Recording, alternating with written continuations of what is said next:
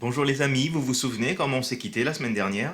Sur les paroles d'Ésaïe, on entend une voix qui crie dans le désert: Dégagez un chemin pour l'Éternel, nivelez dans la steppe une route pour notre Dieu. C'était au chapitre 40 d'Ésaïe. Et nous nous sommes quittés aussi sur les paroles de Malachie. Or, je vais envoyer mon messager pour aplanir la route devant moi. C'était au chapitre 3 de Malachie, le verset premier.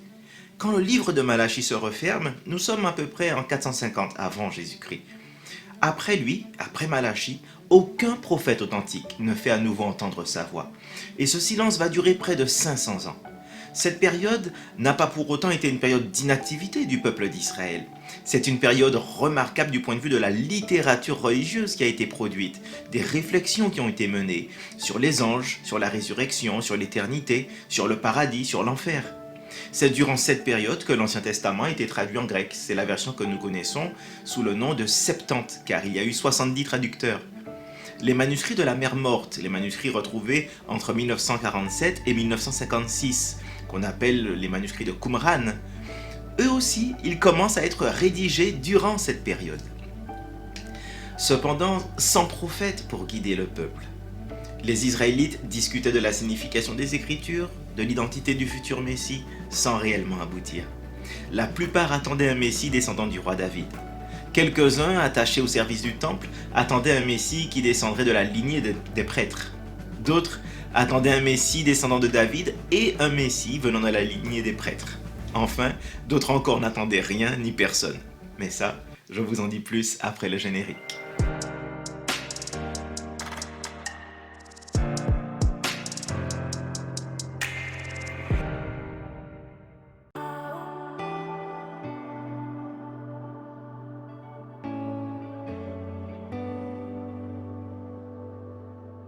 Le peuple était désormais éclaté en plusieurs courants religieux ayant chacun ses propres convictions.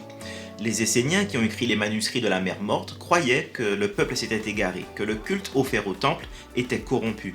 Ils s'étaient retirés dans le désert et attendaient le Messie. Ils étaient particulièrement attachés à la lecture des écrits prophétiques de l'Ancien Testament. Et selon eux, le Messie approchait. Ils n'avaient pas tort d'ailleurs.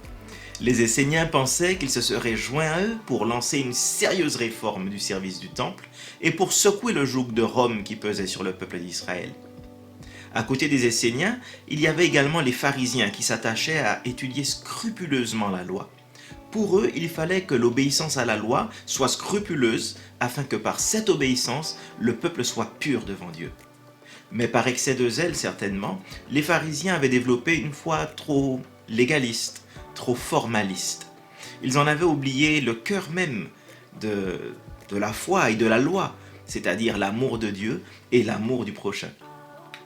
Alors évidemment, tous ne pouvaient pas être mis dans un même sac, mais c'était globalement ce qui caractérisait ce courant. Enfin, il y avait les Sadducéens qui étaient eux particulièrement attachés au temple de Jérusalem et à son service. D'ailleurs, c'est de leur rang que sortaient les prêtres qui officiaient. C'était le centre de leurs préoccupations et de leur vie. Mais ils avaient laissé de côté des pans entiers parfois de la foi juive, comme la résurrection des morts et donc toute l'espérance qui s'y attache. Mais dans toute cette confusion, le peuple serait-il capable de reconnaître le Messie quand il viendrait?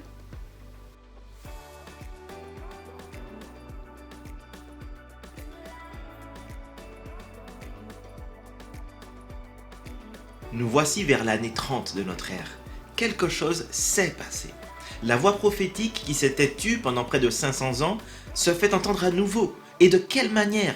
Quelqu'un crie dans le désert: Repentez-vous, car le royaume des cieux est proche. C'est Jean, qu'on appelle souvent Jean-Baptiste ou Jean le Baptiste, ou encore Jean le Baptiseur, parce qu'il baptisait dans les eaux du Jourdain. Matthieu et Marc nous éclairent sur ce qui se produit avec le ministère de Jean. Jean est celui qui accomplit la prophétie d'Ésaïe. En ce temps-là parut Jean-Baptiste. Il se mit à prêcher dans le désert de Judée. Il disait: Changez, car le royaume des cieux est proche.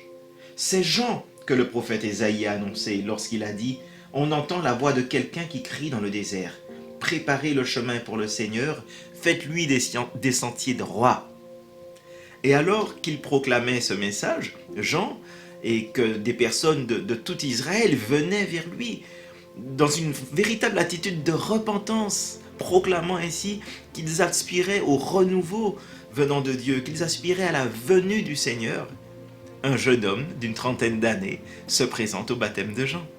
Et Jean le reconnaît, c'est lui, c'est le Messie que Dieu a permis à Jean de reconnaître.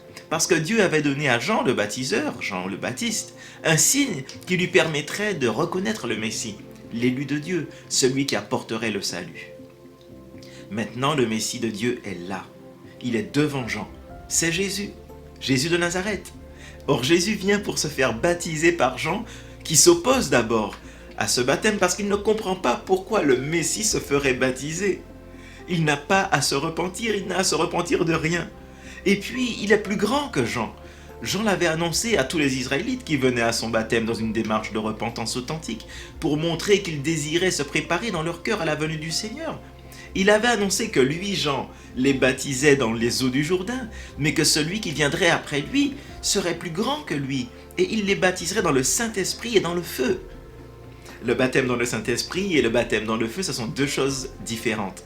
Le baptême dans le feu parle de jugement. J'aurai l'occasion de revenir sur ce point, pas aujourd'hui, mais une prochaine fois. Le baptême dans le Saint-Esprit, je reviendrai aussi dessus prochainement, mais je vous dis déjà un petit quelque chose. Le baptême dans le Saint-Esprit parle de grâce, il parle de nouvelle création. En fait, le baptême dans le Saint-Esprit est une image qui remonte à la prophétie d'Ézéchiel. Je répandrai sur vous une eau pure, afin que vous deveniez purs. Je vous purifierai de toutes vos souillures et de toutes vos idoles. Je vous donnerai un cœur nouveau. Je mettrai en vous un esprit nouveau. J'enlèverai de votre être votre cœur dur comme de la pierre, et je vous donnerai un cœur de chair. Je mettrai en vous mon propre esprit, et je ferai de vous des gens qui vivent selon mes lois, qui obéissent à mes commandements pour les appliquer. Cette image parle de la réalité d'une vie nouvelle que Jésus s'apprête à donner à ceux qui le suivront. Cette vie nouvelle sera rendue possible parce que Jésus est celui qui peut donner l'Esprit de Dieu. Et le fait de recevoir l'Esprit de Dieu, c'est source de changement du cœur, changement dans la manière de penser, changement dans la manière de vivre. Le don de l'Esprit permettra le rétablissement et le maintien pour toujours de la relation entre le peuple et Dieu. Ainsi, le peuple ne marchera plus comme s'il était livré à lui-même, comme s'il n'y avait pas Dieu. Il sera désormais guidé par l'Esprit de Dieu. L'Esprit l'éclairera, il lui montrera le chemin. C'est quelque chose qui se produira au plus profond de l'être humain, et non plus une obéissance à une loi extérieure qui viendrait s'imposer à l'homme.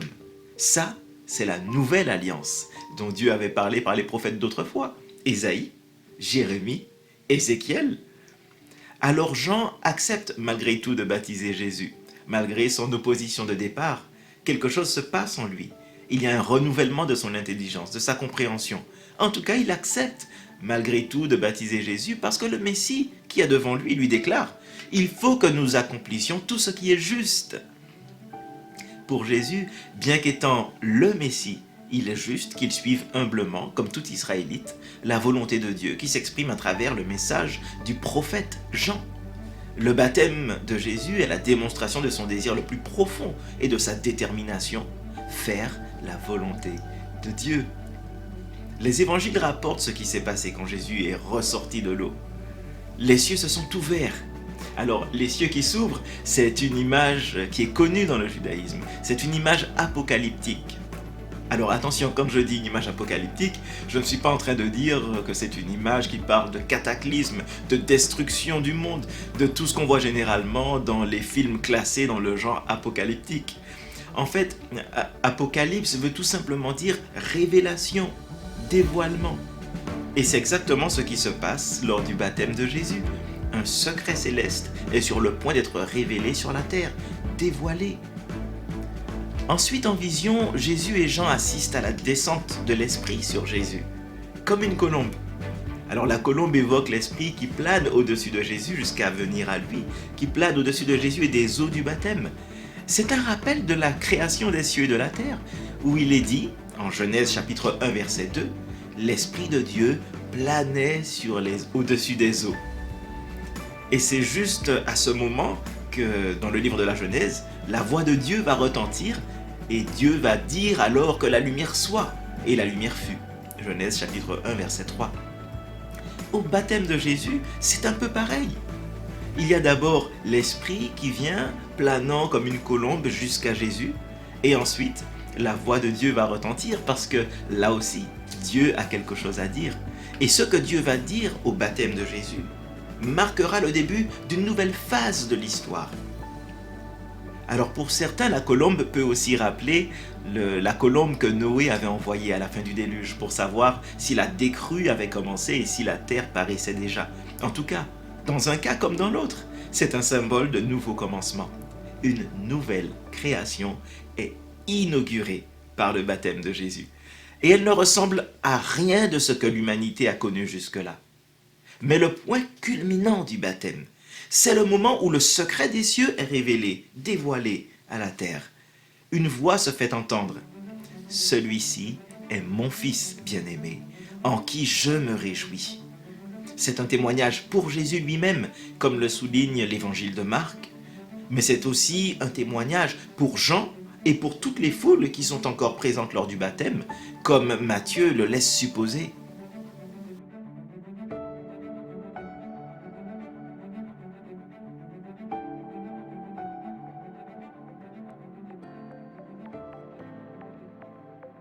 La prophétie d'Ésaïe 40 est accomplie. La voix prophétique a crié dans le désert pour préparer le chemin du Seigneur. Et le Seigneur s'est présenté. Celle d'Ézéchiel devra attendre encore 3 années environ pour être tout à fait accomplie. Car avant que Jésus ne donne l'Esprit de Dieu, il doit dissiper la confusion qui règne au sein du peuple. Il n'y a que moyen de le faire, il faut l'enseigner. Il faut enseigner le peuple et que la foi naisse. C'est ce que Jésus va faire, jour après jour, sans se lasser, sans se dérober, sans se décourager. Il n'est pas venu pour abolir la loi, au contraire, il va s'efforcer d'en donner la juste interprétation, éclairée par l'enseignement des prophètes, la loi et les prophètes, la loi éclairée par les prophètes. Mais avant qu'on s'intéresse à ce que Jésus a enseigné et aux nombreux miracles qui ont accompagné son enseignement, une question me taraude. Comment ou en quoi Jésus est-il fils de Dieu ? Je vous en parle samedi prochain. En attendant, bonne semaine.